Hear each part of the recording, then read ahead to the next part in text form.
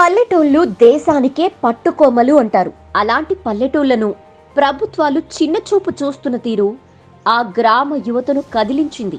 పాలనా పగ్గాలు అందుకుంటే తప్ప మార్పు రాదని తెలుసుకుని గ్రామాభివృద్ధి లక్ష్యంగా నడుం బిగించింది. సర్పంచ్ సాధ మల్లారెడ్డి ఆధ్వర్యంలో ఆ గ్రామం ఇప్పుడు అభివృద్ధికి కేర్ ఆఫ్ గా మారింది. ఆ ఊరే రంగారెడ్డి జిల్లా కందుకూరు మండలంలోని కొత్తగూడ. రోడ్లు లేక, నీరు అందక, బతుకులు ఎలా బాగు చేసుకోవాలో తెలియక ఆవేదన గ్రామంలో ఇప్పుడు నవ్వులు కనిపిస్తున్నాయి. 100 మంది యువకులను అప్పగిస్తే దేశ భవిష్యత్తు మారుస్తానన్న ఆ వివేకానందుడి మాటలే స్ఫూర్తిగా తనతో పాటు మరికొంతమంది యువకులను కలుపుకుని గ్రామ అభివృద్ధిలో కీలక పాత్ర పోషించారు మల్లారెడ్డి. సాధ మల్లారెడ్డి విద్యార్థి దశ నుండి ఆర్ఎస్ఎస్ స్వయం సేవక్గా పనిచేస్తూ జాతీయ భావాలకు ఆకర్షితుడనై ఏబీవీపీలో మండల స్థాయి వరకు పనిచేసి తర్వాత బీజేపీ కొత్తగూడ గ్రామ శాఖ అధ్యక్షుడిగా పనిచేస్తూ 2006లో గ్రామ పంచాయతీ వార్డు సభ్యులుగా మొదలైన రాజకీయ ప్రస్థానం. తర్వాత బీజేపీ యువమోర్చా మండల ప్రధాన కార్యదర్శి, మండల పార్టీ కార్యదర్శి. 2008 నుండి 2014 వరకు 2 పర్యాయాలు బీజేపీ మండల ప్రధాన కార్యదర్శిగా పనిచేసి 2015 నుండి 2019 వరకు కందుకూరు మండల బీజేపీ అధ్యక్షుడిగా పనిచేయటం జరిగింది. తెలంగాణ మలిదశ ఉద్యమంలో మండలంలోని అన్ని గ్రామాల్లో పర్యటించి తెలంగాణ సాధనకు మల్లారెడ్డి కృషి చేశారు. 2019 జనవరిలో జరిగిన గ్రామ పంచాయతీ ఎన్నికల్లో కొత్తగూడ గ్రామ ప్రజలు మంచి మెజారిటీ ఇచ్చి సర్పంచ్గా గెలిపించారు. మేము ఈ గ్రామానికి సంబంధించి 2019 జనవరిలో మేము ఎలక్ట్ కావడం జరిగింది. కరోనా సమయంలో ప్రపంచమంతా అతలకుతలమైన విషయం మనకు అందరూ తెలుసు. ఆ కరోనా ఇబ్బందుల నుంచి కేంద్ర ప్రభుత్వం, ముఖ్యంగా ప్రధానమంత్రి గారు తీసుకున్న ప్రతి చర్యను, ప్రతి ఒక్క సూచనను మేము మా గ్రామంలో తూచా తప్పకుండా పాటించి కరోనా పరిస్థితులను ఎప్పటికప్పుడు ప్రజలందరినీ అప్రమత్తం చేసి జాగ్రత్తలు పాటించే విధంగా మా గ్రామ పంచాయతీ టీము మేమందరం కలిసి గ్రామంలో పూర్తి స్థాయిలో పనిచేయడం జరిగింది. పూర్తి స్థాయిలో ప్రతి ఒక్కరికి వ్యాక్సినేషన్ ఇంపార్టెంటు. 2 డోసులు వ్యాక్సినేషన్ కానీ, కరోనా జాగ్రత్తలు, మా పరిసరాల ప్రాంతాలకు సంబంధించి ఆ కరోనా టైంలో తీసుకోవాల్సిన జాగ్రత్తలు ఏవైతున్నాయో లాక్డౌన్ సమయంలో కానీ ఇవన్నీ మేము అనేక విషయాల్లో పనిచేయడం జరిగింది. ముఖ్యంగా ఏంటంటే అప్పుడు కొద్దిగా పబ్లిక్ అనేక రకాలుగా ఇబ్బంది కూడా కలిగింది. మేము ప్రతి ఒక్కరికి నిత్యావసర సరుకులు కానీ, కూరగాయలు, కిరాణా సరుకులు, బియ్యము రకరకాలుగా ప్రతి ఒక్కరికి ఇంటింటికి మేము సప్లై చేయడం కూడా జరిగింది. కొందరు మా దాతలు కూడా సహకరించిండు. అప్పటికి మాకు సంబంధించిన గ్రామ పెద్దలు కొందరు నరసింహారెడ్డి గారు కానీ, మా బీజేపీ మహేశ్వరం అసెంబ్లీకి సంబంధించి శ్రీరాములు యాదవ్ గారు, వారి ద్వారా మేము మా పాలక మండలి, నేను కూడా నా సొంతంగా కూడా కొద్దిగా డబ్బులు వెచ్చించి ప్రజలకు ఎక్కడ కూడా ఇబ్బంది కలగకుండా కరోనా సమయంలో కూరగాయలు కానీ, నిత్యావసర సరుకులు అనేక విధాలుగా సప్లై చేసి ప్రజలందరికీ తోడుగా ఉండడం జరిగింది.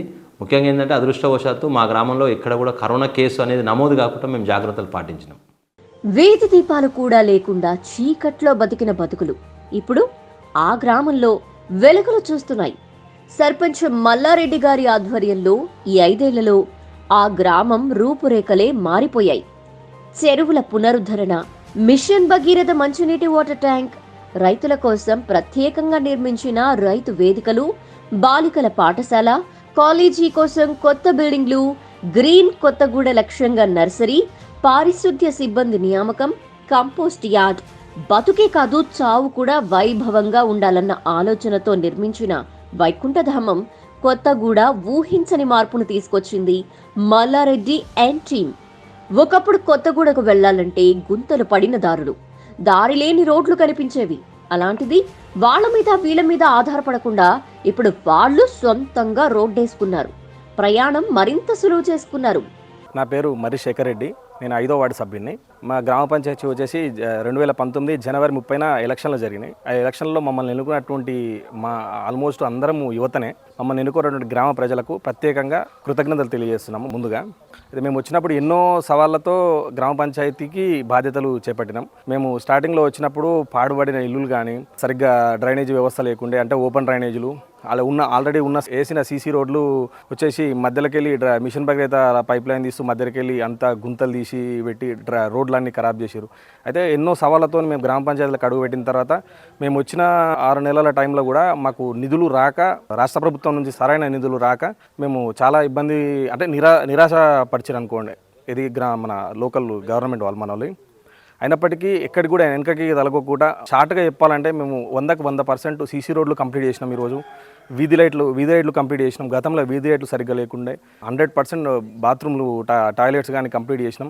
ఇంకా త్రాగునీరు విషయంలో కూడా ఎంతో ఇబ్బంది పడేది జనాలు మేము వచ్చిన కొత్తలో.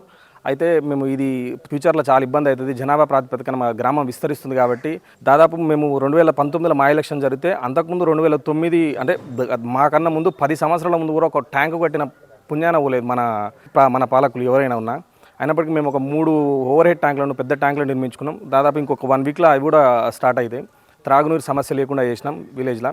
మిషన్ భగీరథ నుంచి వాటర్ని పూర్తిగా ఎట్లా సద్వినియోగం చేసుకోవాలని ఒక ప్లానింగ్ ప్రకారం, ఒక పద్ధతి ప్రకారము అందరం కూర్చొని మాట్లాడుకొని సర్పంచ్ గారితో ఒక నిధులు వచ్చినా రాకున్నా కానీ సొంత డబ్బులను కూడా పెట్టుకొని ఖర్చు చేసుకొని పరిపాలన ప్రజెంట్ అయితే సాగించినాం. అంతే ఈ ఎలక్షన్ అనే దృష్టిలో వెళ్ళి ఎప్పుడూ సేవ చేయలేదు. కాకపోతే మాకు వచ్చిన అవకాశాన్ని ఉపయోగించుకున్నాం అంతే. ఎలక్షన్ అనే మూమెంట్లో మాకు వచ్చిన అవకాశాన్ని ఉపయోగించుకున్నాము. ప్రధానమంత్రి సురక్ష బీమా కానీ, ప్రధానమంత్రి జీవన్ జ్యోతి కానీ ఇవి మేము ఆల్రెడీ గ్రామంలో 80% వరకు గ్రామంలో అందరిని మేము ఇంటింటికి తిరిగి కలెక్షన్ చేసి కంప్లీట్ చేసినాము. Thank you. ప్రభుత్వం నుంచి ఆశించిన సాయం రాకపోయినా, బిల్లులు సరైన సమయంలో విడుదల కాకపోయినా సర్పంచ్ మల్లారెడ్డి ఏనాడూ అధైర్యపడలేదు. ఇచ్చిన మాట నిలబెట్టుకునేందుకు సొంత డబ్బులు ఖర్చు చేసి మరీ కొత్తగూడకు కొత్త రూపం తీసుకువచ్చారు. ప్రభుత్వం తమకివ్వడం కాదు, పన్నుల రూపంలో ఇప్పుడు ప్రభుత్వానికి కొత్తగూడ భారీగా ఇచ్చే స్థాయికి గ్రామాన్ని అభివృద్ధి చేశారు మల్లారెడ్డి. ఈ దశాబ్దంలో మనిషిని వెంటాడిన మహాప్రళయం కరోనా. అలాంటి విపత్తు సమయంలో ప్రతి ఇంటికి పెద్దన్నగా నిలిచారు మల్లారెడ్డి. ఏ ఒక్కరూ ఆకలితో నిద్రపోకూడదని, ఏ ఒక్కరికి ఆపద దరిదాపుల్లో కూడా ఉండొద్దని ప్రతి ఇంటిని తన సొంతింటిగా బాధ్యత తీసుకుని అందరినీ క్షేమంగా చూసుకున్నారు మల్లారెడ్డి. మేము సర్పంచ్గా ఈ గ్రామానికి ఎలక్ట్ అయిన కొత్తలో మాకు ఉన్న గ్రామ పంచాయతీ నిధులు అంతంత మాత్రమే ఉండే. అప్పుడు మేము పెట్టుకున్న బడ్జెట్ చేయాల్సిన పనులు కానీ, మేము పెట్టుకున్నది టార్గెట్ కానీ రీచ్ కావాలంటే పెద్ద మొత్తంలో ఫండ్స్ అవసరం ఉండే. దానికి సంబంధించి ప్రణాళిక యోజన చేసుకొని మేము ముందుకెళ్ళాలనుకున్నప్పుడు మాకు సంబంధితంగా ఇక్కడ స్థానికంగా మంత్రి గారు కానీ, ఎమ్మెల్యే కానీ వాళ్ళు పూర్తిగా మాకు ఎక్కడ కూడా సహకరించలే. మా గ్రామ అభివృద్ధిలో వారిది ఏమాత్రం సహకారం లేదు. ఇది నిక్కచ్చిగా నేను చెప్తున్నా, ఖరాఖండిగా చెప్తున్నా. వాళ్ళు మాటలు తప్ప మాకు ఎన్నడూ కూడా ఖచ్చితంగా ఈ ఫండ్స్ ఈ పని చేసుకోండి అని చెప్పి మాకు ఏనేయలేదు. మేము చాలాసార్లు తిరిగిన సందర్భాలు ఉన్నాయి కానీ మనలో ఎప్పుడూ ఒక ప్రతిపక్ష పార్టీ సర్పంచ్గానే చూసారు కానీ మాకు అభివృద్ధిలో అవకాశం ఏలేయాలి. అయినా కూడా మేము ఏం చేసినామంటే ఏడ కూడా నిరుత్సాహపడకుండా స్టార్టింగ్ ఒక సర్పంచ్ ఎలక్షన్ కొత్తలో 6 months వరకు అయితే మీకు అందరికీ తెలుసు రాష్ట్ర వ్యాప్తంగా ఉప సర్పంచ్ జాయింట్ చెక్ పవర్ అదే అని చెప్పేసి పెండింగ్ ఇష్యూస్ ఉండే. తర్వాత ఒక 6 months కొద్ది అమౌంట్ విడతల వారికి ఇవ్వడం జరిగింది. తర్వాత ఎప్పుడు కూడా 6 monthsకు 3 monthsకు ఒకసారి గ్రామ పంచాయతీ అకౌంటు అన్అఫీషియల్గా ఎప్పుడు అకౌంట్ ఇప్పుడు ఫ్రీజింగే ఉంటుండే.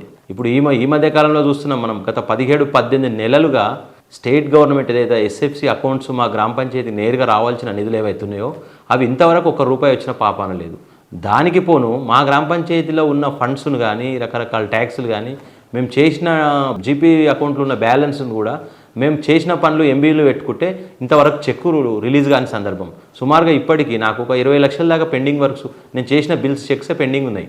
ఇది అసలు మా సర్పంచులు అయితే బాధ వర్ణాతీతం. ఇది రాష్ట్ర వ్యాప్తంగా ఉన్న ఇష్యూ. కానీ చాలామంది సర్పంచులు గ్రామాలలో ఉన్న అధికారులు ఇచ్చిన టార్గెట్ రీచ్ కావాలి, పనులు పూర్తి చేయాలి కాబట్టి చాలామంది సర్పంచులు ఆత్మహత్య చేసుకురు, రకరకాలుగా ఇబ్బంది పడ్డరు. మనం అందరం చూసినాం ఒక సర్పంచ్ ఎంత ఇబ్బంది పడ్డా అని చెప్పేసి.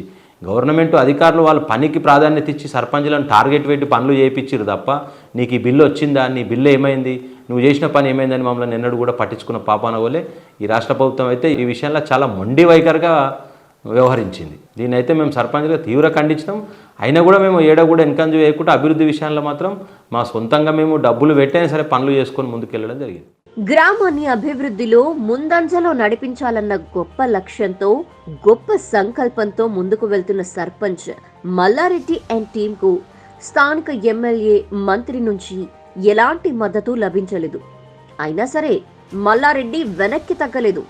2018 పంచాయతీ యాక్ట్తో గ్రామానికి సంబంధించి రావాల్సిన నిధులు కూడా రాష్ట్రం అకౌంట్లో పడుతున్నాయని, అవి తిరిగి రావటం కష్టంగా మారుతుందని మల్లారెడ్డి ఆవేదన వ్యక్తం చేస్తున్నారు.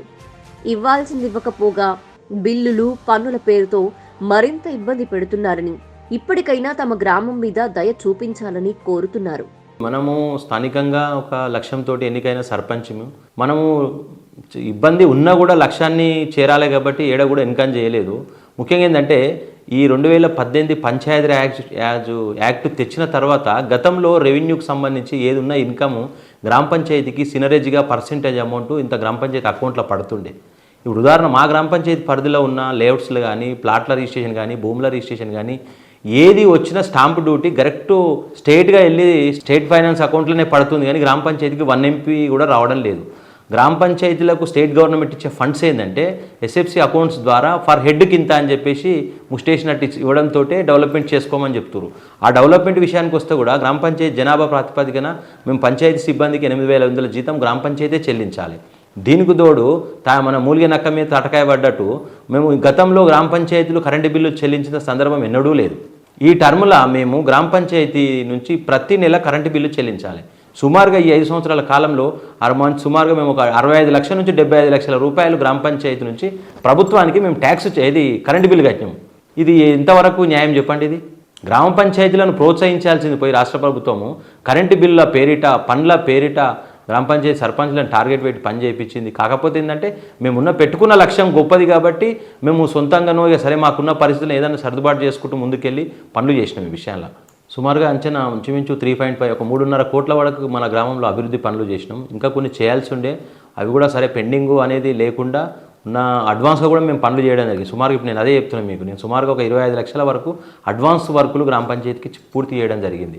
సరే ఆ బిల్స్ ఎన్కో ముందు ఏమైతే వస్తారావు అనేది సరే మేము MB రికార్డ్ అయినాక వస్తే ఏమి ఎన్కో ముందో, కానీ జీపీల అకౌంట్లో బ్యాలెన్స్ లేవు, ప్రభుత్వం నెలవారికి ఇవ్వడం లేదు. కానీ మనం పబ్లిక్ అయితే ఇవన్నీ తెలియదుగా అండి. పబ్లిక్ ఏమంటారు, మాకు పని చేయమని. పబ్లిక్ డిమాండ్ ఏముంటుంది, పని డిమాండ్ పబ్లిక్ ఉంటుంది. అది గ్రామ పంచాయతీ సర్పంచ్గా గ్రామ పంచాయతీ మనం చేస్తామా ఫెయిల్ అవుతామా అనేది మన చేతులు ఉంటుంది. గ్రామ అభివృద్ధి కార్యక్రమాలలో బీజేపీ కేంద్ర ప్రభుత్వ నిధులదే కీలక పాత్ర. గ్రామాలే దేశానికి పట్టుకొమ్మలు అనే నానుడి ఈ బీజేపీ కేంద్ర ప్రభుత్వం నిజం చేస్తుంది అనటానికి ఈ నిధుల విడుదలే ఒక ఉదాహరణ. ఈ గ్రామంలో అభివృద్ధి పనులు కేంద్ర ప్రభుత్వం ఇచ్చిన నిధులు జాతీయ ఉపాధి హామీ పథకం ద్వారానే జరిగింది. గ్రామంలో నూతనంగా నిర్మిస్తున్న దేవాలయానికి సంబంధించి మా గ్రామ పెద్దలందరూ ఒక మంచి ఆలోచనతోటి గ్రామంలో ఉన్నటువంటి పురాతనమైన టెంపుల్ను కొద్ది శిథిలావస్థలో ఉండే టెంపుల్ను దాన్ని అభివృద్ధి పరచాలే, మంచి టెంపుల్ నిర్మించాలని చెప్పేసి గ్రామ పెద్దలందరూ ఆలోచన అది.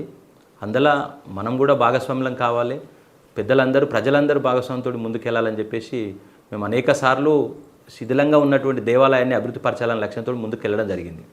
కానీ ఆ టెంపుల్కి సంబంధించి అప్పుడున్న వాళ్ళు ఎవరైతే ట్రస్టీ ఉన్నారో వాళ్ళు సొంతంగా ఉమ్మడి ఫ్యామిలీ నిర్మించడం జరిగింది ఆ గుడి. అది వాళ్ళు మేము ఓన్గా డెవలప్ చేసుకుంటాము, మీకు అవకాశం కల్పించామని వాళ్ళు తేల్చిన తర్వాత మేము ఎక్కడ కూడా నిరుత్సాహపడకుండా మా గ్రామంలో ఉన్న పెద్దలు చాలామంది, మాజీ సర్పంచులు, ప్రజాప్రతినిధులు, గ్రామ ప్రజలు, పెద్దలు అందరూ కూర్చొని ఒకసారి మనమందరం ఒక కొత్త గుడి కట్టుకోవాలని చెప్పేసి ఒక మంచి సంకల్పంతో ముందుకెళ్ళడం జరిగింది. దానికి అనుకూలంగా కూడా మా గ్రామ సమీపంలోని ప్రభుత్వ భూమి ఉండడం, దాన్ని కూడా కాపాడడానికి మా గ్రామంలో ప్రజలు, పెద్ద మనుషులు అనేక రకాలుగా ఎక్కడ ఇబ్బందులు కలిగినా కూడా ఇక్కడ కూడా వెనకాడుగా వేయకుండా ఆ భూమిని మేము గతంలో కాపాడుకోవడం జరిగింది. కాపాడుకున్నటువంటి ఆ భూమిలోనే ఈరోజు ప్రజలందరూ భాగస్వామిలోనే మామూలుగా మనం ఒక చిన్న పని చేయాలంటే అనేక రకాలుగా ఆలోచన చేసి ముందుకెళ్ళడం జరుగుతుంది. ఇది దేవాలయం కాబట్టి ఆ దేవాలయానికి ఒక మనిషికి గుండెకాయ ఎట్లనో ఒక గ్రామానికి దేవాలయం అట్లా. దేవాలయం ఉంటే గ్రామంలో ఆధ్యాత్మిక వాతావరణం ఉంటుంది. ఈ నూతన దేవాలయం నిర్మాణంతో ఒక మంచి ఆధ్యాత్మిక వాతావరణాన్ని కల్పిస్తాము. ముఖ్యంగా ఏంటంటే మండల కేంద్రానికి విస్తరించున్న గ్రామ పంచాయతీ కాబట్టి రేపు శ్రీశైలం జాతీయ రహదారి ఇది. శ్రీశైలం పోవాల్సిన భక్తులు వస్తుంటారు, పోతుంటారు. పెద్ద దేవాలయం మండలంలో కూడా ఎక్కడ ఇలాంటి పెద్ద దేవాలయం లేదు. ప్రజలందరూ భాగస్వామ్యంతో వాళ్ళందరినీ దాతలుగా చేసి మా గ్రామానికి సంబంధించిన వ్యక్తులను అందులో భాగస్వామ్యం నిధుల సేకరణ చేసుకుంటూ కూడా మా గ్రామంలో ఉన్న పెద్దల పరిచయాలు, ఈ గ్రామంలో సంబంధించిన ఉన్న వ్యవసాయదారులు కానీ, రియల్ ఎస్టేటర్లు కానీ ఎవరైనా సరే ప్రతి ఒక్కరిని అందులో వాళ్ళ నిధులను తీసుకొని దాతలుగా ముందుకు తీసుకొని వెళ్ళడం జరుగుతుంది. కేంద్ర ప్రభుత్వ నిధులు, వాటి వివరాలు. వైకుంఠధామం 12,60,000, రైతు వేదిక 22 లక్షలు, సీసీ రోడ్లు 75 లక్షలు, ట్రాక్టర్ 8,85,000, హరితహారం నర్సరీ ప్రకృతి వనాలకు 15 లక్షలు, ఇంటింటికి టాయిలెట్లు, మిగతా అభివృద్ధి కార్యక్రమాలతో కలిపి 2,50,00,000 రూపాయలు ఖర్చు చేయటం జరిగింది. జీపీ నిధులు, మండల జిల్లా పరిషత్ నిధులతో పనులు చేయటం జరిగింది.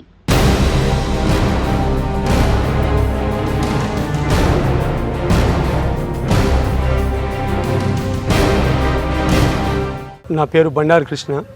ఈ కొత్తగూడ గ్రామంలో 3వ వార్డు మెంబర్గా బండారు సునీత కృష్ణగా నేను నా వార్డు సభ్యులు గెలిపించి గ్రామ పంచాయతీలో నాకు పంపడం జరిగింది.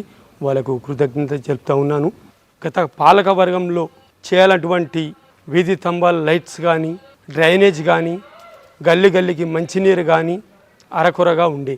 కానీ మేము వచ్చిన తర్వాత పాలకవర్గం యొక్క సహకారంతో, సర్పంచ్ సహకారంతో, గ్రామ ప్రజల సహకారంతో అందరినీ ఏదైతే గ్రామంలో తిరిగి ఏదైతే సమస్య ఉన్నదో తెలుసుకొని మంచినీటి సౌకర్యం కానీ, గల్లీలో ఉన్నట్టు లైట్ సమస్య కానీ, పెన్షన్ సమస్య కానీ, రేషన్ కార్డు సమస్య కానీ వాళ్ళ దగ్గర సమస్య తీసుకోవడం మేము పోవడం జరిగింది. గ్రామ పంచాయతీలో పెద్దల సమక్షంలో చర్చించుకొని ప్రతి ఒక్కరికి ఇంటి దగ్గర లైట్ వేయడం జరిగింది. ప్రతి ఒక్క గల్లీలో కానీ ప్రతి ఒక్క ఇంటికి కానీ వాటర్ ఇవ్వడం జరిగింది. రేషన్ కార్డు సమస్య ఉండే, రేషన్ కార్డు ఇవ్వడం జరిగింది. పెన్షన్ సమస్య ఉండే, పెన్షన్ సమస్య కూడా ఇవ్వడం జరిగింది. కానీ గత ప్రభుత్వంలో పెన్షన్ ఉండే వాళ్లకు కట్టవడం జరిగింది. దాన్ని రిప్లై చేసి మళ్ళీ పెన్షన్ కూడా ఇవ్వడం జరిగింది. నేషనల్ ఫండ్తోని ఎన్ఆర్జీఎస్ కింద 12,60,000 శాంక్షన్ అయినాయి. అది సర్పంచ్ గారు చొరవ తీసుకొని అది చాలా గుట్ట ఉంది ప్లస్ ఆ గుట్టని చాలా లోతుగా డ్రై చేసి కట్టిండు. కానీ డబ్బులు కూడా మీద పడ్డాయి. అయినా కానీ భరించిండు. ప్రజాసేవని మాధవ సేవని ప్రజాసేవగా పరిగణన తీసుకొని చేయడం జరిగింది.